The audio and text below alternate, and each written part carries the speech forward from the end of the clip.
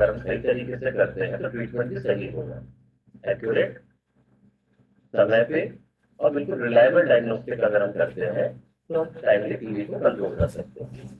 Timely इसमें बहुत important है, एक्यूरेट तो होना ही चाहिए लेकिन समय पे। अगर हमने आज कोई पेशेंट का सैंपल रिसीव किया और हमें उसको 2 घंटे में रिपोर्ट देनी है और 4 दिन के बाद दे रहे हैं, 1 हफ्ते के बाद दे रहे हैं, तो ये चीजें सही नहीं। तो इस चीज को हमें एक्यूरेटली, टाइमली, रिलायबल तरीके से चीज को करना है। अगर हम सही डायग्नोज कर रहे हैं तो ट्रीटमेंट भी सही होगा। अगर लैब में एरर्स आते हैं या मिस डायग्नोज कर रहे हैं तो ट्रीटमेंट भी डिले होगा या गलत ट्रीटमेंट हो जाएगा। Welcome to Rock Music. किसी का The Bluetooth device is ready to pair. के लिए लैब का सपोर्ट सबसे ज्यादा इम्पोर्टेंट है। माइक्रोबायोलॉजी कंफर्मेशन होता है तो उसके बाद ही सही से ट्रीटमेंट शुरू हो पाता है। तो एनडीपी भी इसी चीज को प्रायोरिटाइज करता है कि हमें डायग्नोस्टिक सिस्टम फैसिलिटीज अवेलेबल है, सब क्वालिटी एश्योर्ड है, जिससे कि हम टीबी एलिमिनेशन की गोल को अचीव कर सकें। तो सबसे पहले ये सिंप्लीफाइड तरीके से समझने की कोशिश करते हैं कि क्वालिटी होती क्या है। डे टू डे एक्टिविटी में अपनी बोलचाल की भाषा में क्वालिटी वर्ड का यूज करते हैं। तो इसका मतलब ये होता है डिग्री ऑफ एक्सेलेंस।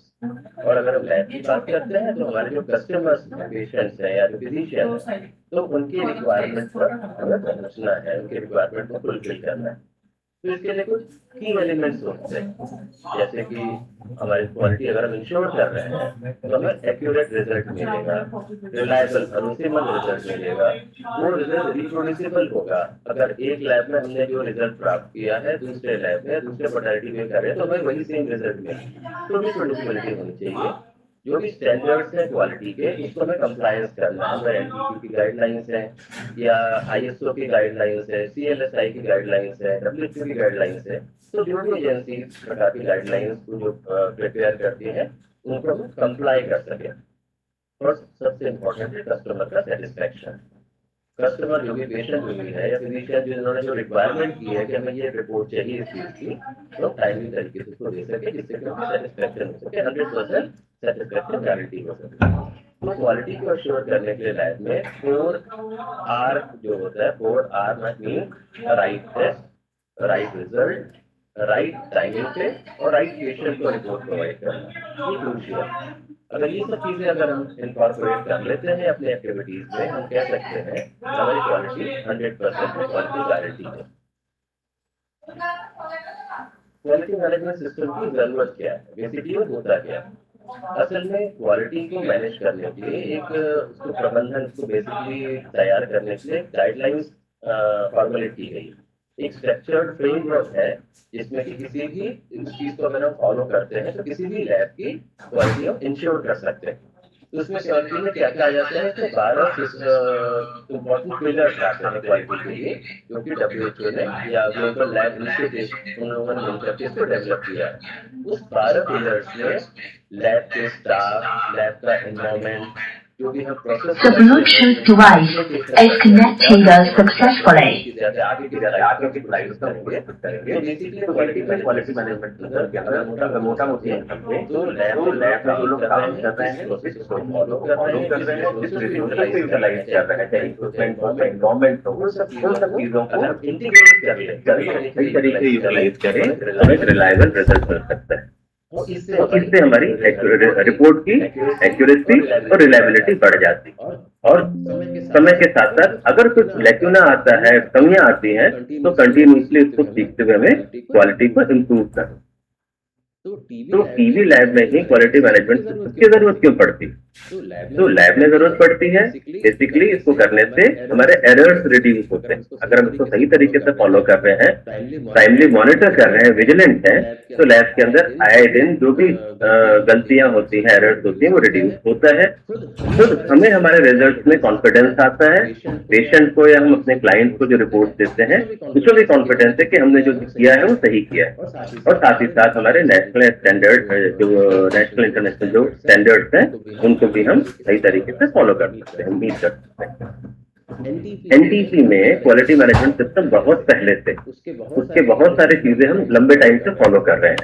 तो बेसिकली एनटीपी का जो नेशनल फ्रेमवर्क भी है वो भी क्वालिटी मैनेजमेंट सिस्टम में WHO या जो ग्लोबल लेबोरेटरी इनिशिएटिव है उसके फ्रेमवर्क भी पैरेलल में चल रहा है, उसको फॉलो कर रहा है। इसके लिए नेशनल माइक्रोबायोलॉजी एक्रेडिटेशन इनिशिएटिव जो है उसी के थ्रू हमने इसको फॉलो किया है, और इसको करते करते ISO 15189 को भी एनटीपी ने कहा कि इसको फॉलो करना है। तभी एनटीपी के अंडर जो है मैक्सिमम जो आयरल्स है या कल्चर DSP लैब्स है वो सब या तो 15189 जिसको एनएबीएल एक्रेडिटेशन कहते हैं उसको अचीव कर लिया है या प्रोसेस में है उसको अचीव करने के लिए।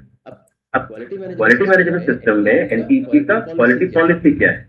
पॉलिसी कहता है कि एक्यूरेट और टाइमली टीबी डायग्नोसिस के लिए कमिटमेंट, एनटीपी इसके लिए कमिटेड है। इसके साथ साथ जो है quality assured sample collection, procedure, transportation, उसकी टेस्टिंग, सब कुछ इसके अंतर्गत आया है। क्वालिटी मैनेजमेंट सिस्टम में सिर्फ टेस्टिंग से रिलेटेड नहीं है, इवन जो क्वालिटी सैंपल हम कलेक्ट करते हैं हमारे लैब में पहुंचता है, ट्रांसपोर्टेशन के थ्रू बहुत ज्यादा टेम्परेचर वेरिएशन ना हो कि सैंपल की क्वालिटी डिटेरियोरेट हो जाए, और साथ ही साथ जो हम टेस्टिंग करते हैं और टाइमली रिपोर्टिंग करते हैं वो सब चीजें इसके अंतर्गत आ जाती हैं। तो क्वालिटी मैनेजमेंट सिस्टम को इम्प्लीमेंट करने के लिए external quality assurance, internal quality control और करेक्टिव एंड प्रिवेंटिव एक्शन, उन सब चीजों को भी जो एनटीपी है क्वालिटी पॉलिसी में उसको इनकॉर्पोरेट करता है।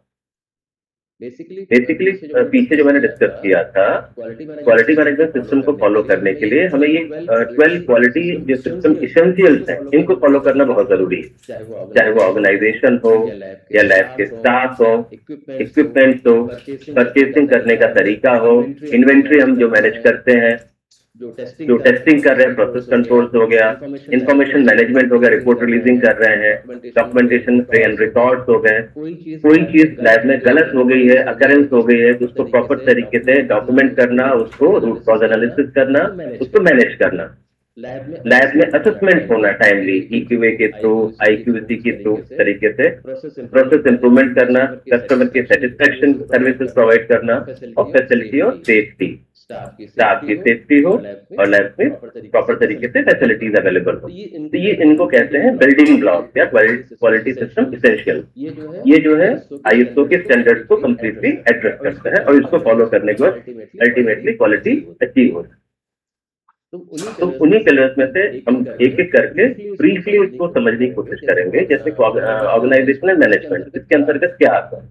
तो ऑर्गेनाइजेशनल मैनेजमेंट में क्लियर कट जो भी स्टाफ काम कर रहे हैं, यस सर स्क्रीन पे कुछ शो नहीं हो रहा है। चेक करते हैं। सर आपका मेल दिख रहा है PPT। You have a car. You have a car. You have a car. आप कॉल करें सर। अभी आपको कोई भी PPT पीछे का नहीं दिखा? नहीं सर, बस वो मेल का वो दिखाई दे रहा है जो मेल खुली हुई आपकी। आपको सभी बताना चाहिए।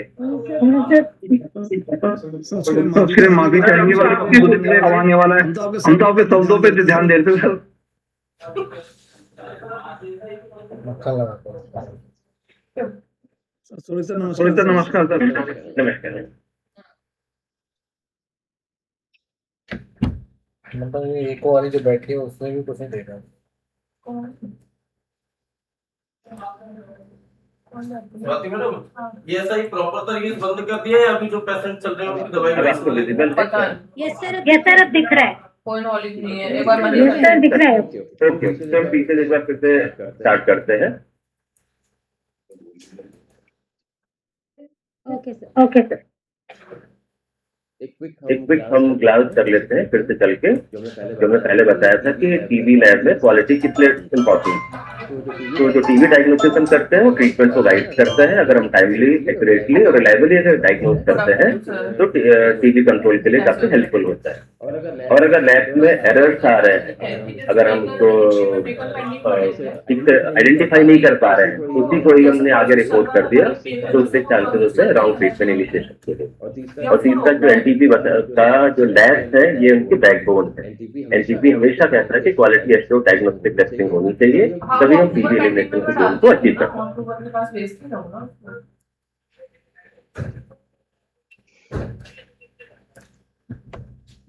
जैसे हमने पहले कहा था, क्वालिटी होती क्या है, ये डिग्री ऑफ एक्सेलेंस है और हमारे जो कस्टमर्स हैं उनके रिक्वायरमेंट को फुलफिल करता है। ऐसा कर ही रहे हैं, वो जो चल रहा है। रिलायबिलिटी, रिप्रोड्यूसिबिलिटी बहुत हाँ इंपॉर्टेंट है हाँ, अप्रूवल पेंडिंग। अगर एक मेथड पे हमने टेस्ट किया, दूसरे पे किया तो भी सेम वही रिजल्ट आना चाहिए। कंप्लायंस विद स्टैंडर्ड्स हो, जो भी नेशनल इंटरनेशनल स्टैंडर्ड हो।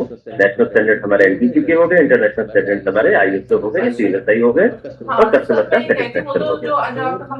4R को हमको याद रखना चाहिए, right test, right result, right timing और राइट पेशेंट।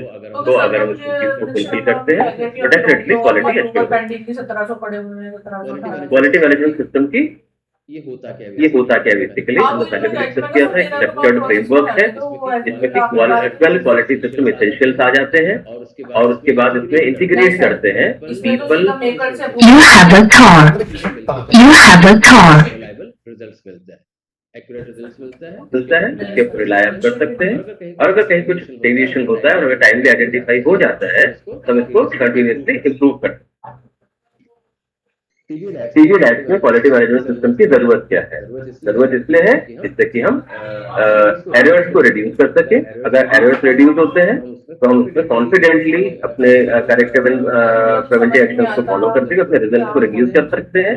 तो हमें अपने रिजल्ट को भी कॉन्फिडेंस होता है और जो फिजिशियन है वो भी इस रिजल्ट को देख करके आगे ट्रीटमेंट गाइड कर सकता है और साथ ही साथ क्यूए जो है नेशनल और इंटरनेशनल स्टैंडर्ड्स को फुलफिल कर। तो अब ये बताएगा क्या है एनटीपी में जो नेशनल फ्रेमवर्क है वो हमारा अलाइन करता है डब्ल्यूएचओ ने जैसे ही चीजें बताई एनटीपी ने उसी को इंडोर्स किया है और उसको इम्प्लीमेंट किया है नेशनल माइक्रोबायोलॉजी एसोसिएशन इनिशिएटिव एनएमएआई के थ्रू। और उसमें साथ में एनटीपी का ये विजन भी है कि हमारे मैक्सिमम जो लैब्स हैं आईआरएल कंटिन्यूअसली फ्यूचर में आगे चल के हो सकता है टेस्ट करने के लेवल पर भी आ सकता है, वो सब हमें एक्रीडेटेड करना जरूरी है। तो अभी मैक्सिमम आईआरएल और बहुत सारे कंटिन्यूअस लैब या तो एनिमल एक्रेडिटेड हो चुके हैं या एक्रेडिटेशन की तरफ पहुंच रहे हैं। और एनटीपी की पॉलिसी ये है कि to provide accurate and timely TV report और ये जो quality assured sample collection, transport testing भी हो करते हुए ईक्यूए, आईक्यूसी और टापा को फॉलो। ये बेसिकली 12 क्वालिटी पिलर्स है जिसके बारे में हमने डिस्कस किया था। Organization, personal, equipment, purchase and entry, control record, sales management, assistant, process improvement, customer services, facility and safety. इन 12 पिलर्स के ऊपर पूरा क्वालिटी मैनेजमेंट सिस्टम खड़ा हुआ है, टिका हुआ है। इसी को ही हम आगे चल के एक एक करके डिस्कस करते हैं, जिसमें कि ऑर्गेनाइजेशन एंड मैनेजमेंट सबसे इम्पोर्टेंट, सबसे पहला पिलर है। तो जहां भी आप काम कर रहे हैं तो जो भी स्टाफ काम कर रहा है उसको उसकी क्लियरली रोल्स एंड रिस्पॉन्सिबिलिटीज पता होनी चाहिए। उनको अपने अकाउंटेबिलिटी पता होनी चाहिए कि मैं इसके लिए रिस्पॉन्सिबल हूँ, मुझे ये काम करना है और साथ ही साथ उन सबको एक लीडरशिप सपोर्ट मिलना चाहिए। प्रोग्राम हर लेवल पे इस चीज को प्रोवाइड कर रहा है। ह्यूमन रिसोर्स में आ जाता है आपका ट्रेन स्टाफ। इसलिए अभी जैसे कुछ नए स्टाफ अभी प्रोग्राम में आए हैं तो उनका इंडक्शन ट्रेनिंग हुआ है और बाकी टाइमली ऑनलाइन के थ्रू या ऑफलाइन जैसे भी हो टाइमली प्रोग्राम को गाइड करता है स्टाफ को ट्रेन करने के लिए। स्टाफ की टाइमली कॉम्पिटेंसी असेसमेंट होना जरूरी है। अभी जो सिस्टम है उसके अंदर कॉम्पिटेंसी असेसमेंट हो रहा है, किस तरीके से हो रहा है वो आगे डिस्कस करेंगे और साथ ही साथ रिफ्रेशर ट्रेनिंग का भी प्रोविजन। इंफ्रास्ट्रक्चर एंड सेफ्टी के अंतर्गत लैब के अंदर एडिक्वेट स्पेस होना चाहिए। स्टाफ को बायोसेफ्टी प्रैक्टिसेस या इंफेक्शन प्रिवेंशन कंट्रोल प्रैक्टिसेस की जानकारी होनी चाहिए, उसको सही तरीके से फॉलो करना चाहिए। उससे रिलेटेड जो भी चीजें कंपोनेंट्स होते हैं वो उनके पास अवेलेबल होना चाहिए, प्रोग्राम उनको प्रोवाइड करता है। इक्विपमेंट एंड मैनेजमेंट का जहाँ बात आती है उसमें यह है कि आपके पास इक्विपमेंट प्रॉपर तरीके से इंस्टॉल्ड होना चाहिए, उसका आपके पास डॉक्यूमेंटेशन होना चाहिए, इक्विपमेंट के टाइमली कैलिब्रेशन होने चाहिए, उसकी मेंटेनेंस होनी चाहिए और आपको नियम से उसके इक्विपमेंट के लॉग रखने चाहिए। इससे इंश्योर होता है कि इक्विपमेंट ठीक से चल रहा है। अगर इक्विपमेंट कभी खराब हो गया तो इस तरीके से हम उसको जा करके आगे करेक्टिव एंड प्रिवेंटिव एक्शन ले सकते हैं। रिएजेंट्स एंड कंज्यूमर्स में जो भी रिएजेंट्स हमारे पास आते हैं उन रिएजेंट्स को हमें उसकी एफिशिएंसी को टाइमली चेक करना चाहिए। इसके साथ रिएजेंट्स एंड केमिकल्स को प्रॉपर तरीके से जैसे डेजिग्नेट किया गया है उनको सही तरीके से स्टोर करना है, उनके रिकॉर्ड मैनेज करने चाहिए और ये देखना चाहिए कि कभी भी हम कोई एक्सपायर्ड रिएजेंट या किट को यूज न करें। टीफो को फॉलो। स्टैंडर्ड ऑपरेटिंग प्रोसीजर बहुत इंपॉर्टेंट है, चीजें हमें याद। देखिए हमारे पास एक रिटन अप्रूव डॉक्यूमेंट होना चाहिए जिसको हम स्टैंडर्ड ऑपरेटिंग प्रोसीजर्स कहते हैं, चाहे वो हम टेस्ट के टेक्निकल एसओपीज हो या इक्विपमेंट को रन करने के लिए गाइडेड डॉक्यूमेंट हो, सब चीजें हमारे पास अवेलेबल होना चाहिए।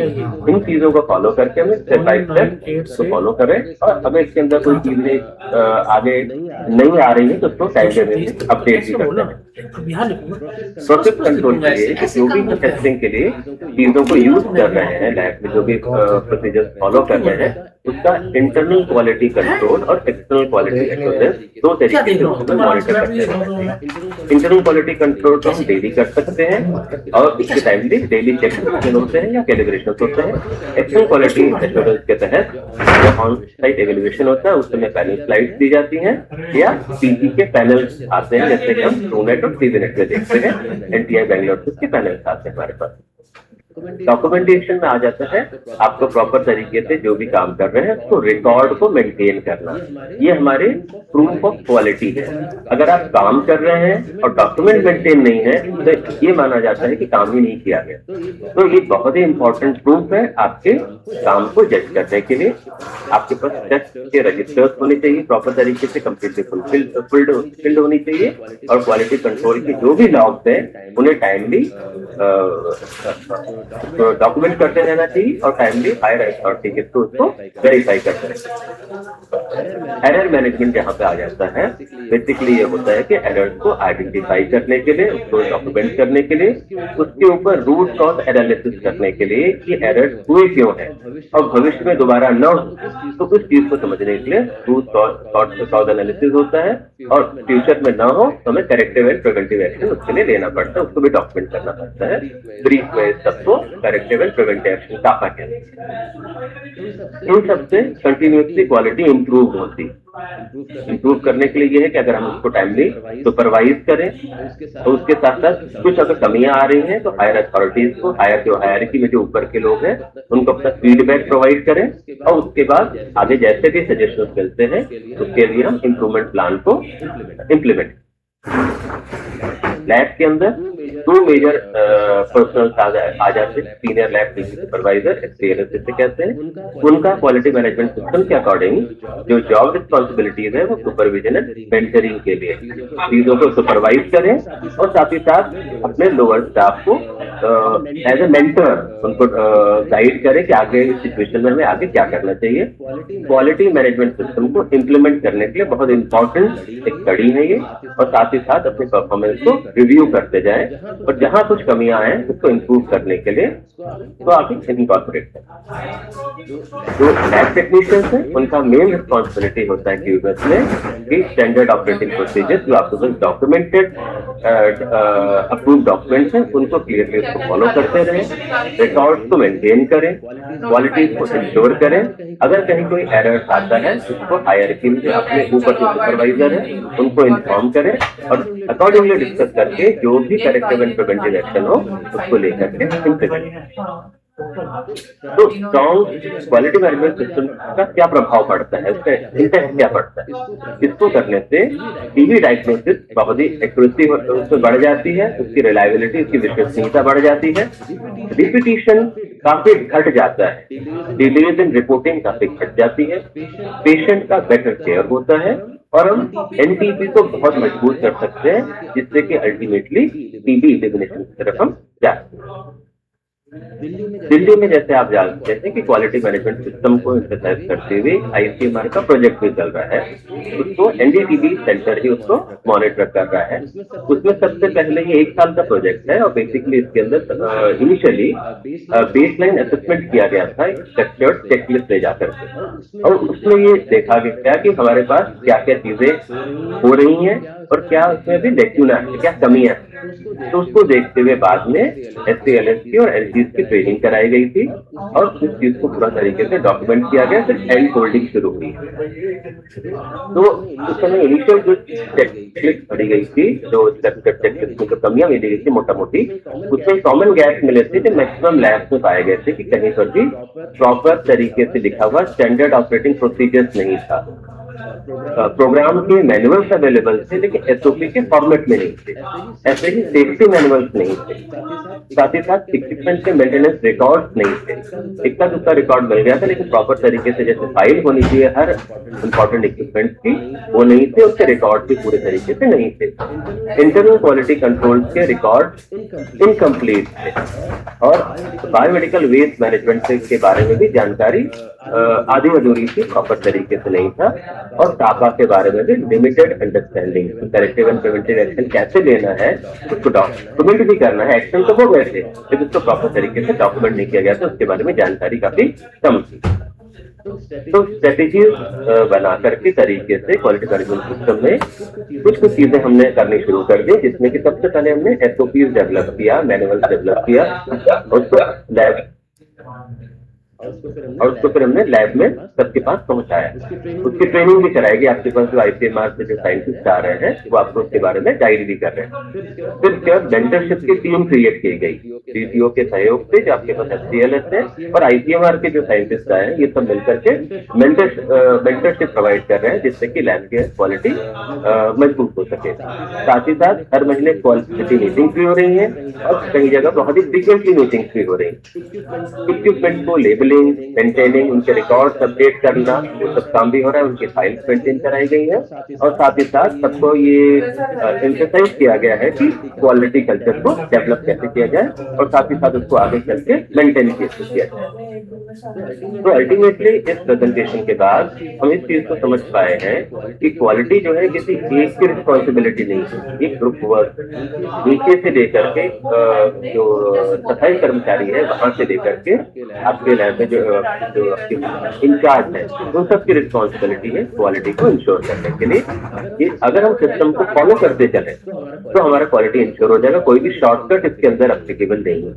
और क्वालिटी मैनेजमेंट सिस्टम अगर हम फॉलो करते हैं तो लोगों की लाइफ बच सकती है, सही तरीके से हम उसको डायग्नोज करके सही ट्रीटमेंट पर डाल सकते हैं। ये ना हो कि हमने गलत रिपोर्ट दिया, उस व्यक्ति को टीबी के ट्रीटमेंट की जरूरत ही नहीं है, या जिसको ट्रीटमेंट की जरूरत है उसको हमने रिपोर्ट नेगेटिव दे, तो हम लोगों की जान भी बचा सकते हैं और बहुत सारा इसमें अननेसेसरी का ट्रीटमेंट इनिशिएशन नहीं होता और अल्टीमेटली आता है together we can ensure quality की भी है।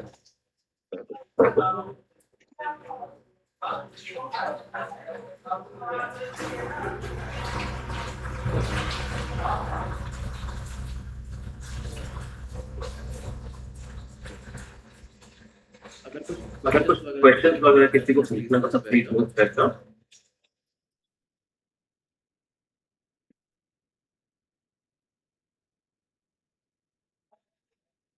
बेसिकली जो ये यूएमएस का भी प्रोजेक्ट चल रहा है ये 1 साल के लिए है, तो हमारा इंटेंशन ये है कि इस चीज को कंटिन्यू किया जाए, क्योंकि सीपीडी लेवल से भी इस चीज को मॉनिटर किया जाएगा, स्टेट लेवल से भी मॉनिटर किया जाएगा और 1 साल के बाद अगर इसकी परफॉर्मेंस बहुत अच्छी आती है, जो हमें उम्मीद है कि आएगी, तो उसके बाद इसको आईसीएमआर के सपोर्ट से सीपीडी ने कहा है कि पूरे कंट्री में उसको इम्प्लीमेंट किया जाएगा।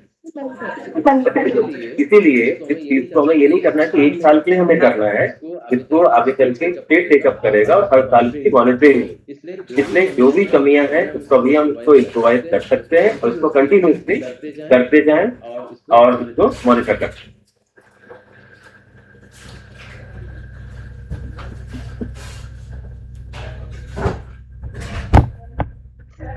Thank you doctor person. मेरे ख्याल से अब आप सबको समझ आ गया होगा कि क्वालिटी टीबी लैब्स में क्या होती है और क्यों इम्पोर्टेंट है।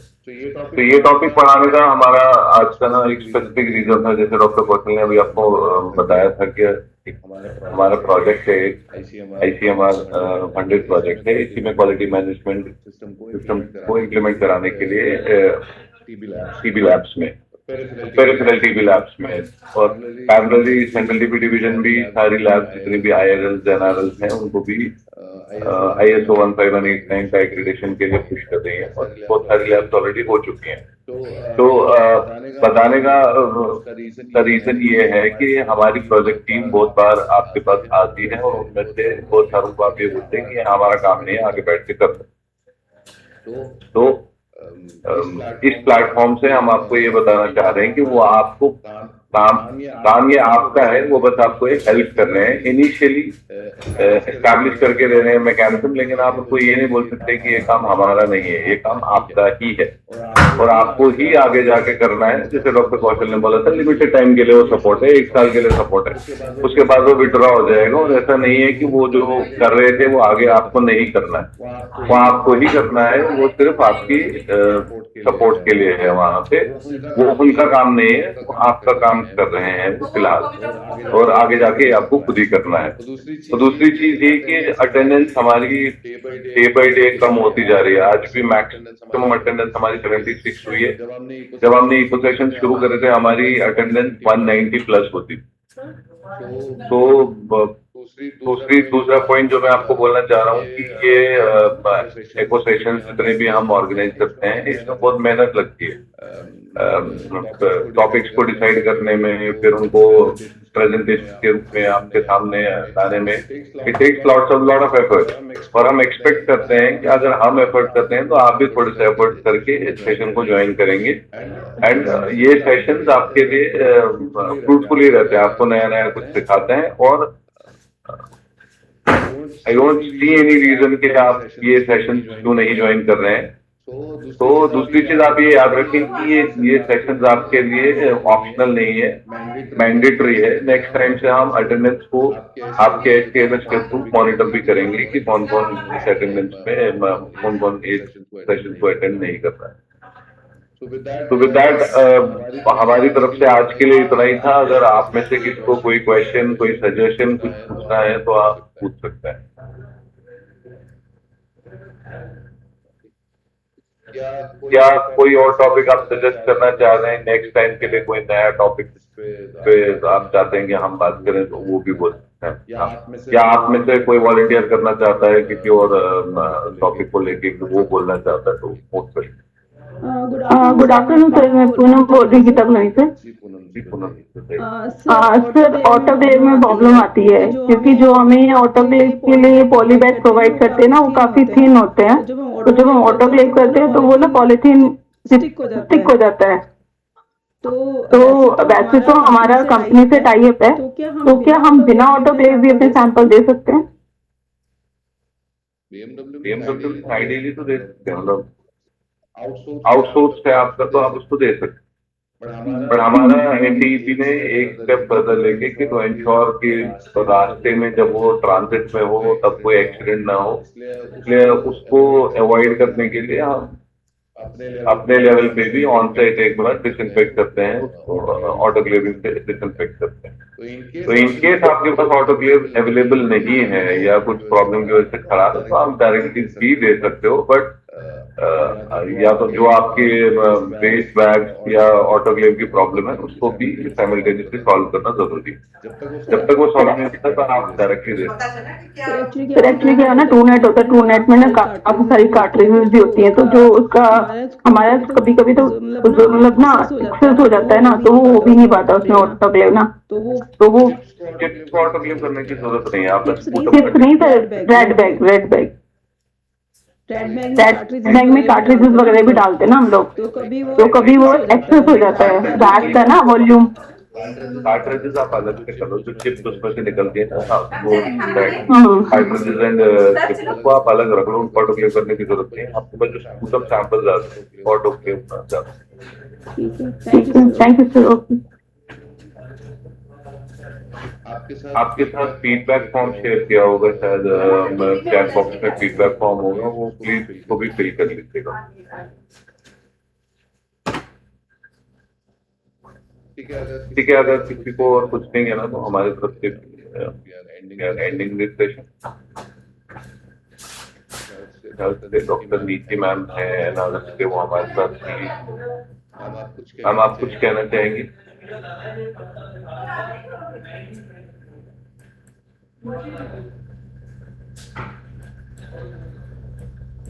ठीक है, शायद ड्रॉप ऑफ करती है, तो आप भी एक बार प्लीज ये वाला फीडबैक फॉर्म फिल कर दीजिएगा, उसके बाद भी आप सेशन को लीव कर। ठीक है, फिर नेक्स्ट सेशन तक हमारी तरफ से आपको गुड बाय।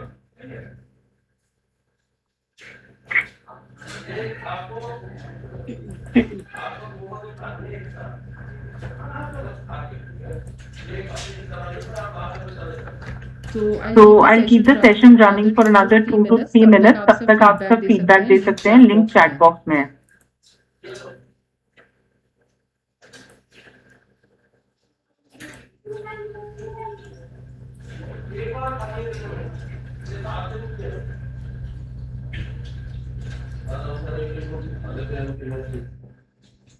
तुम भाई काले क्या है? आप खाओ बता दो रोटी है।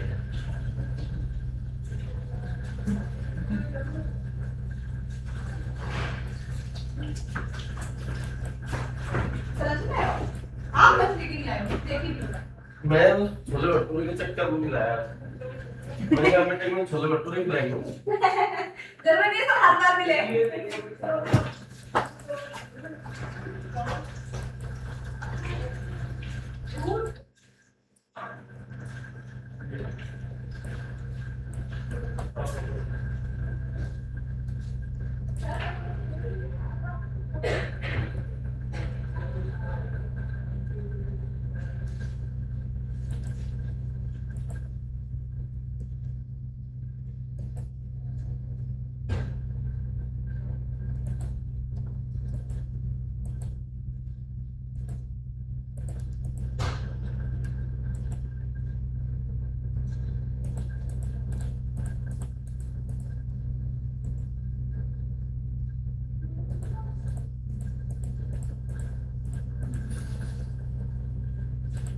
अरे पेपर तो लाओ बना लेंगे। अरे गिराओ भैया।